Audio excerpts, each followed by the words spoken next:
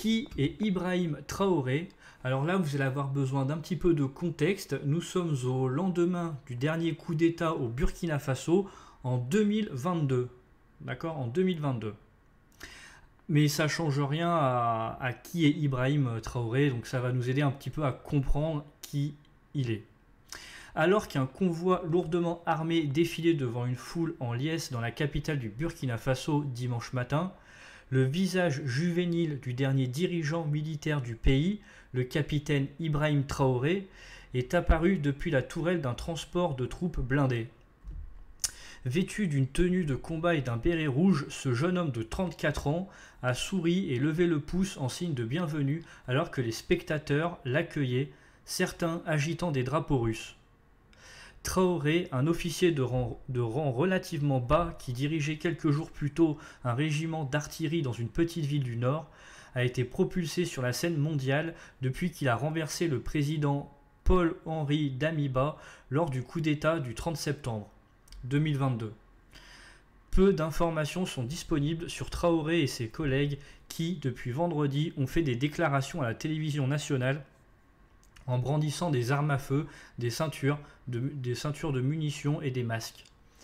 Ils font face à d'énormes défis pour soulager la misère dans l'un des pays les plus pauvres du monde, où la sécheresse, la pénurie alimentaire et les systèmes de santé et d'éducation défaillants représentent chaque jour des défis pour des millions de personnes. Pourtant, leur attention initiale s'est portée sur le conflit et la politique. Lors d'une interview avec Radio France Internationale lundi, Traoré, un militaire de carrière qui a combattu sur les lignes de front contre les militants islamistes dans le Nord, a insisté sur le fait qu'il ne resterait pas au pouvoir pendant longtemps. Une conférence nationale nommera un nouveau dirigeant intermédiaire d'ici la fin de l'année. Ce leader, qu'il soit civil ou militaire, respectera un accord avec le bloc régional d'Afrique de l'Ouest et supervisera un retour à un gouvernement civil d'ici 2024, a-t-il déclaré. Donc là on est en 2023, donc c'est encore lui qui dirige pendant cette transition.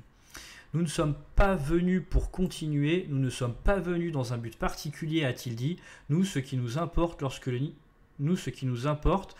niveau de sécurité sera rétabli, c'est la lutte, c'est le développement. Néanmoins, une première idée s'est dessinée quant à ce que la junte de Traoré a l'intention de faire pendant son temps au pouvoir.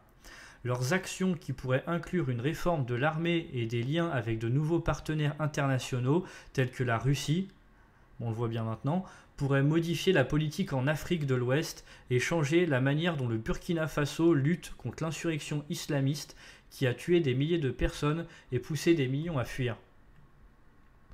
Les officiers de l'armée ont initialement soutenu Damiba lorsqu'il a pris le pouvoir lors de son propre coup d'État en janvier, promettant de vaincre les islamistes. Mais ils ont rapidement perdu patience. Damiba a refusé de réformer l'armée selon la junte de Traoré. Les attaques ont empiré. Juste la semaine dernière, au moins 11 soldats ont été tués dans une attaque dans le nord. Cependant, les liens avec la Russie se renforcent. Pendant ce temps, la Russie a exprimé son soutien au coup d'État alors que les voisins de la région et les puissances occidentales le condamnaient. Je salue et soutiens le capitaine Ibrahim Traoré, indique une déclaration du businessman russe Evgeny Prigojine, fondateur de la compagnie militaire privée Wagner, qui opère à travers l'Afrique, y compris au Mali, voisin du Burkina Faso. Les liens avec la Russie pourraient créer une tension supplémentaire dans les relations avec l'ancienne puissance coloniale, la France, qui a fourni un soutien militaire ces dernières années, mais est devenue la cible de manifestations pro-russes. L'ambassade de France à Ouagadougou a été attaquée après le coup d'État de vendredi.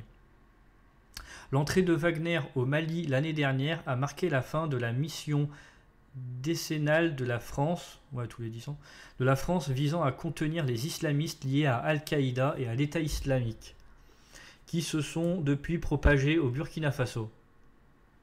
Wagner et l'armée malienne ont depuis été accusés par des groupes de défense des droits de l'homme et des témoins de violations généralisées, y compris le meurtre de centaines de civils dans la ville de Moura en mars. Les nouveaux dirigeants du Burkina Faso ont attisé des émeutes anti-françaises samedi en déclarant dans un communiqué à la télévision que la France avait hébergé Damiba dans une base militaire et qu'il préparait une contre-offensive. Le ministère français des Affaires étrangères a nié que la base avait hébergé Damiba. Traoré est sur un parcours intensif en matière de diplomatie. Il a minimisé le lien entre Damiba et la France et mis fin aux protestations. Concernant les liens avec la Russie, il est resté vague. Il y a de nombreux partenaires, la France est un partenaire, il n'y a pas de cible particulière, a-t-il déclaré à RFI. Pendant ce temps, il doit jongler avec les problèmes quotidiens. Dimanche, il est arrivé en tenue de combat pour une réunion avec des responsables ministériels diffusée en ligne. Les membres de son nouveau gouvernement lui ont demandé si la junte peut garantir la sécurité des écoles qui rouvrent cette semaine. Qu'en est-il de l'appel d'offres pour une liaison ferroviaire avec le Ghana? Traoré, qui a dû consulter ses conseillers, n'avait pas toutes les réponses. Voilà, j'espère que cette vidéo vous a aidé à comprendre donc qui est Ibrahim Traoré. N'hésitez pas à liker, à partager, à commenter, à regarder d'autres vidéos si d'autres vidéos vous intéressent. Et voilà, moi je vous dis à la prochaine!